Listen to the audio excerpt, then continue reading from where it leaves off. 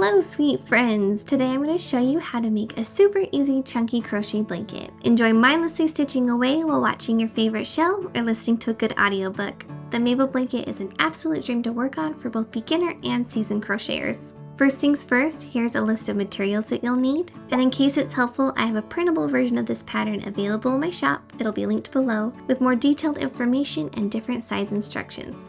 First thing you're going to want to do is grab 3 colors of your favorite worsted weight yarn. Using all 3 strands at the same time, make a slip knot. Grab a pea-sized hook. My favorite is this one from Boy Yarn Crafts. I'll try to get a link for you down below. Hold the yarn however is most comfortable to you. I like to hold the yarn weaved between my fingers, under my pinky, over my ring finger, under my middle, and over my index finger like this, just to help me keep a nice even tension. Using all 3 strands at the same time, make a starting chain however short or long you'd like. This blanket pattern is super customizable, but if you would like specific instructions for different sizes, please check out the printable version of this pattern I have in my shop. It'll be linked below. But for my blanket in this video, I chained 95 across, and my blanket was about 48 inches wide when I was all finished. Once your chain is at your desired length, single crochet into the second chain from the hook. And usually when you're crocheting, you'd place your first single crochet stitch in this space right here. But with this blanket, I like to do a little trick where I actually single crochet through the back bumps of the chain. If you flip your chain over, you'll see these loops all along the back, and I like to single crochet in these back bumps of the chain instead. So here's the first bump. I'm going to work my hook into the second bump right here and make a single crochet stitch. And then single crochet into each chain all the way across. Going through the back bumps of the chain is totally worth the bit of extra effort just because it makes that first row look so nice. If you'd like more information about single crocheting through the back bumps of the chain, I will have a video linked for you below. But if any of this sounds weird or complicated or confusing, please feel free to completely skip this trick and just single crochet across however is easiest and most comfortable for you. The only thing that is important here is that you're single crocheting into each chain all the way across to the other edge of your blanket. Once you've made your last single crochet, make a chain 1 and turn your work. This is our chain 1, and we are going to make a single crochet into this space right here, which is actually your last single crochet stitch of the previous row. So take your crochet hook and work it into this space, making sure to go underneath both loops here, front and back, and make a single crochet stitch. And in the stitch right next to it, place another single crochet, and then just continue to single crochet all the way across to the other end of your blanket. For each new row of this blanket, you will make a chain 1 and then just single crochet into each stitch all the way across. If you at all struggle with knowing which stitch exactly is the last stitch of each row, or your blankets always seem to turn into trapezoids rather than rectangles, please be sure to check out my How to Keep the Edge of Your Blanket Straight video. In it, I just share a super simple trick that I love to use to help take out all the guesswork of where each row actually ends. And if you need help knowing how to start a new skein of yarn while making your Mabel blanket, check out my video called How to Make a Magic Knot. That's the trick I always love to use when making Mabel blankets. It just makes starting a new skein super easy and so that I don't have to weave in loose ends later, which is always so nice. Both videos will be linked in the description box below if you'd like to check them out, but that's about all there is to this blanket. The whole thing is just single crochet stitches back and forth, super easy, and it's so relaxing to work on.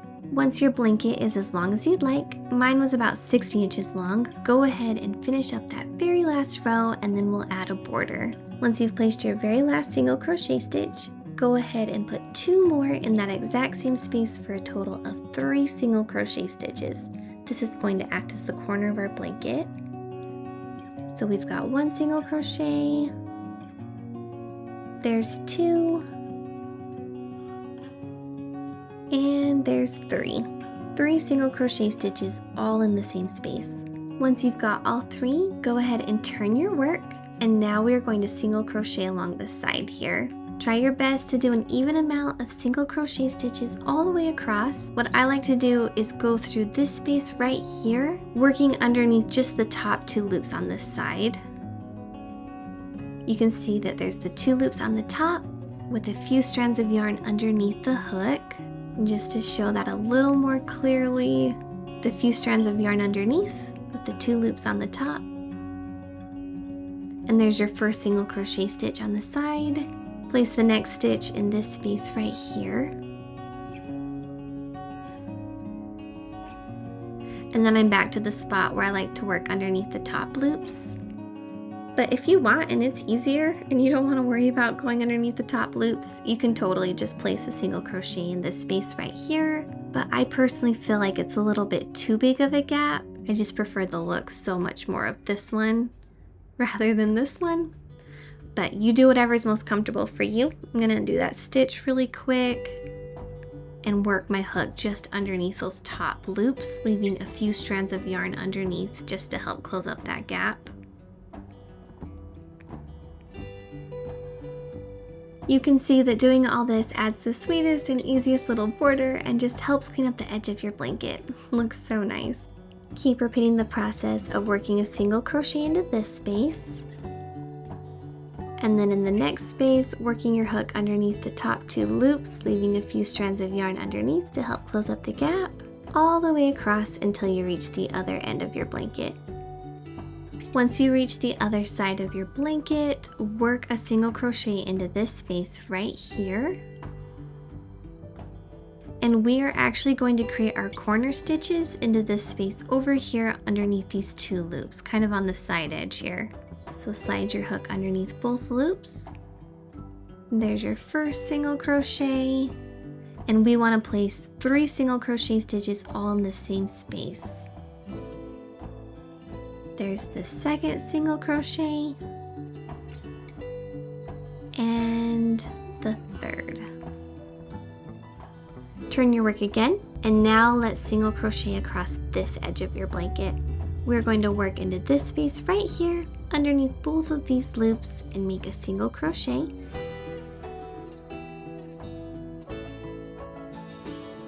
And in the next space, do the exact same thing going underneath both loops.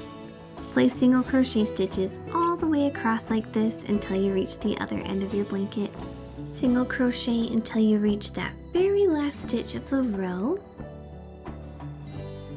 You're going to place 3 single crochet stitches in this same space right here.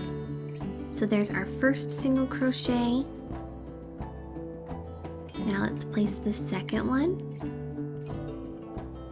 There's 1, 2, and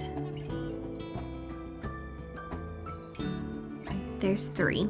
Turn your work again, and now let's add the border along this side edge over here. Just repeat the same process that you did on the other side of your blanket while you single crochet across so that all the stitches line up and everything looks even. Once you reach the other end of your blanket, you will see that you actually already have a single crochet stitch in this corner here. So you only need to place 2 more single crochet stitches in this space here to have a total of 3.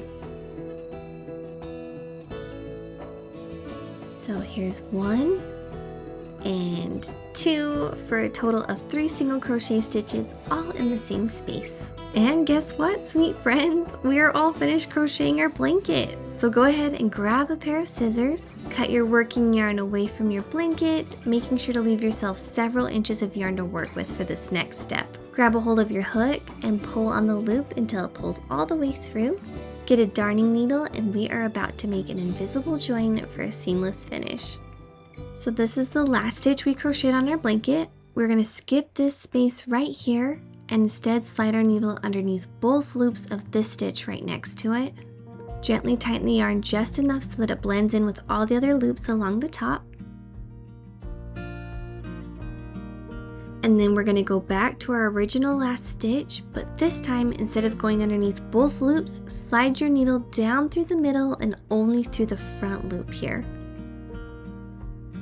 And then same as before, gently tighten the yarn just enough so that it starts to blend in with all the other stitches. And just like magic, everything will start to look completely seamless, and it makes me so happy every time. Now all that's left to do is to weave in the loose ends. So normally I would thread my needle through this space right here and go 4 stitches across, but I'm kind of a perfectionist and this gap here was bothering me a little bit.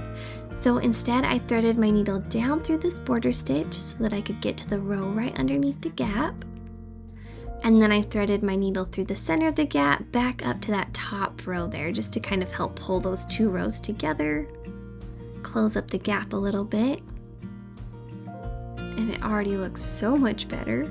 So we've threaded through 2 stitches across here, and I like to go 4 just to be safe, so we're going to thread through 2 more.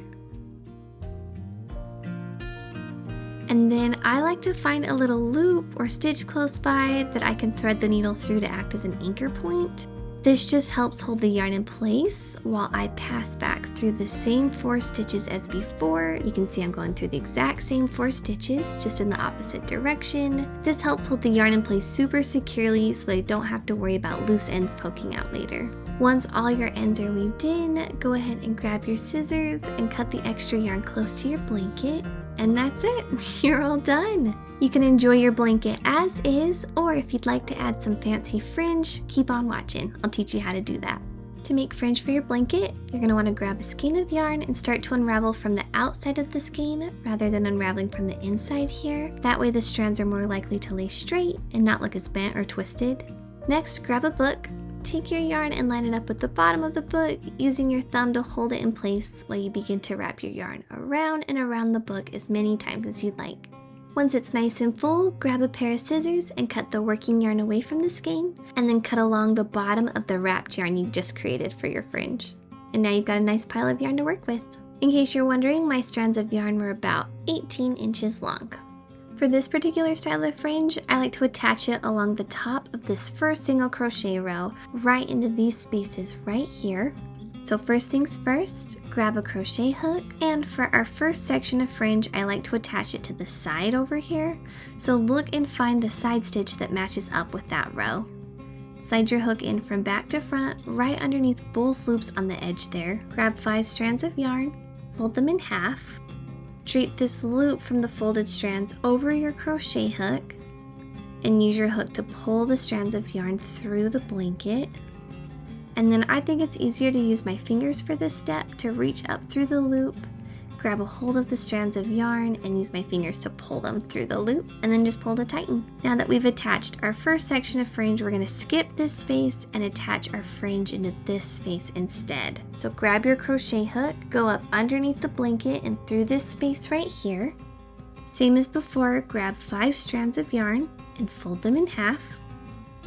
Take the loop from the folded strands and drape it over your crochet hook, and use your hook to pull through the stitches of the blanket.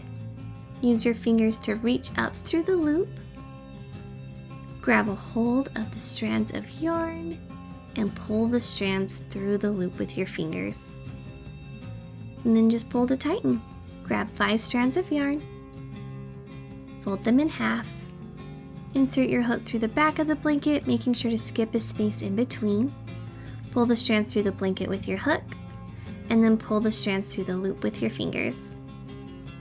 Then pull to tighten.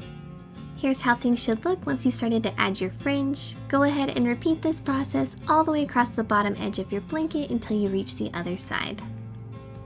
If you ever end up with a weird loop of yarn that's kind of poking out and won't tighten down, you can grab each strand of yarn individually and give it a pull until that problem loop goes away. Once your fringe is all attached, we are going to add a beautiful knot detail between these 2 sections of fringe. Take 5 strands of yarn from one section of fringe, then grab 5 strands of yarn from the section of fringe right next to it, and we're going to tie them together with an overhand knot. To do that, I like to hold my 2 fingers together like this, reach up under the strands to scoop the yarn, then I slide the tail of yarn between these 2 fingers and pinch them together, and then I pull through the loop to make an overhand knot.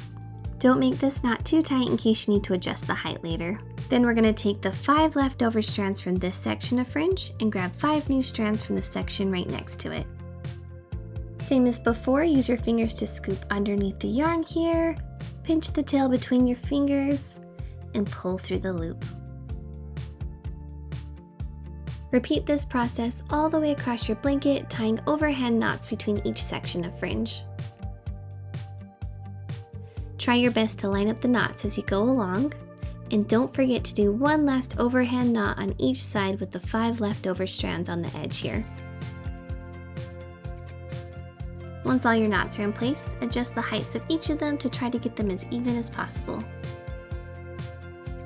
Once they're all lined up, tighten the knots however you'd like. It might be a little excessive, but I always like to pull on each individual strand just because it gets the knot super tight and it looks super nice. But you go ahead and do whatever is most comfortable for you. With these side knots though, I don't tighten each strand individually just because I worry it might make the knot a little bit too tiny. So just tighten them enough that the knot is secure. Once all your knots are nice and tight, grab a pair of scissors and it's time to cut our fringe. So feel free to trim the fringe as much as you'd like here. Your main goal is just to get the fringe all the same length. I recommend being so careful cutting here though, because you can always trim more later if you need to, but you can't put more back on. So just go slow and take your time. And in case anyone is curious, from the bottom of my blanket to the bottom of my fringe was about 5 inches long.